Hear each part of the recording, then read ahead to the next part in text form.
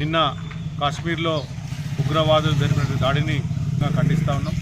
అమానవీయ ఘటనకు పాల్గొన్నటువంటి దుండగులను కఠినంగా శిక్షించాల్సిన బాధ్యత కేంద్ర ప్రభుత్వం తక్షణమే తీసుకోవాలని చెప్పి సందర్భంగా డిమాండ్ చేస్తూ, ముఖ్యంగా ఏ మత ఉగ్రవాదమైన ఉన్మాదమైన సమాజానికి చాలా చేటు.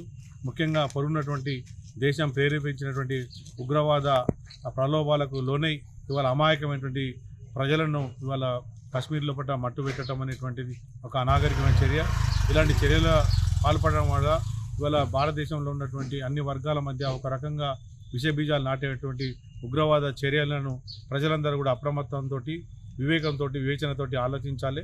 ఆ ఉగ్రవాద ఘటనను దానికి బాధ్యులైన వారిని కఠినంగా శిక్షించడం కాకుండా ఇలాంటి ఘటనలు జరగకుండా యావత్తు మరి ప్రభుత్వంతో పాటు సమాజం కూడా చూడాల్సిన అవసరం ఉంది. అన్ని వర్గాల ప్రజలు కలిసిమెలిసి శాంతియుత సహజీవనం చేయాలి. ఉగ్రవాదంతో, ఉన్మాదంతో, తీవ్రవాదంతో సమాజాన్ని మార్చలేరు. ముఖ్యంగా అమాయకమైన ప్రజలు తమ యొక్క వేసవి సెలవుల్లో ఆ కాశ్మీర్లో ఉన్నటువంటి ప్రకృతి అందాలను ఆలకించి అక్కడ గడపడం కోసం వెళ్ళినటువంటి అమాయక ప్రజల మీద ఇవాళ ఉగ్రవాదులు జరిపినటువంటి దాడి తీవ్రంగా ఖండిస్తూ ఉన్నాం. ఒక మానవత్వం లేకుండా కర్కశంకంగా జరిగినటువంటి ఘటన అనేటువంటి సందర్భంగా తెలియజేస్తూ దీని మీద మరి మేము తీవ్రంగా ఖండిస్తూ ప్రభుత్వం కూడా తక్షణ చర్యలు తీసుకోవాలని చెప్పి డిమాండ్ చేస్తున్నాం.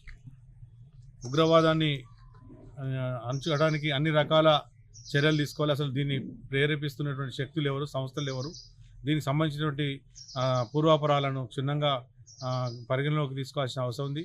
అదేవిధంగా మరి దీన్ని స్పాన్సర్ చేస్తున్నటువంటి శక్తులు ఎవరు, ఇలాంటి వాటిని ప్రొవోక్ చేస్తున్నటువంటి శక్తులు ఎవరు అనేటువంటి కూడా మరి మన భారతదేశ సంబంధించిన వ్యవస్థ అంతా కూడా పరిశీలించి తగిన చర్యలు తీసుకోవాలని చెప్పి కోరుతాం. ఏదైతే నిన్న జమ్మూ కాశ్మీర్లో అత్యంత పాశవికంగా మరి ప్రజలపై ఏదైతే టెర్రరిస్టుల దాడిని తీవ్రంగా ఖండిస్తున్నాం.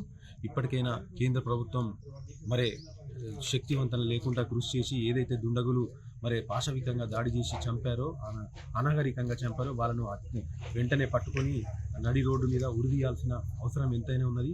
ఈరోజు భారతదేశంలో 160-170 కోట్ల జనాభా ఉన్న సందర్భంలో బీజేపీ ప్రభుత్వం ఏదైతే ఉన్నదో ఇంకా అత్యాధునికమైన పరికరాలు, అత్యాధికమైన యుద్ధానికి మరి ఏదైతే ఉపయోగించే పరికరాలను తీసుకొచ్చి పోలీస్ యంత్రాంగం, సిఐడి, రా అధికారులు, పోలీస్ అధికారులు అందరూ తీవ్రంగా దీన్ని వెంటనే ఇప్పటికిప్పుడు ఏదైతే అమిత్ షా గారు అక్కడ ఉన్నారో వెంటనే దాన్ని పట్టుకొని ఏదైతే నేరస్తులు ఉన్నారో వాళ్ళందరినీ పట్టుకొని అత్యంత కిరాతకంగా ఉరియాల్సిన అవసరం ఉన్నది. ఇంకోసారి ఇటువంటి దుర్ఘటనలు జరగకుండా కేంద్రంలో ఉన్నటువంటి సిఐడి అదేవిధంగా పోలీస్ యంత్రాంగం చర్యలు తీసుకొని బాధ్యులైన వారిని కఠినంగా శిక్షించాలని కోరుతాం.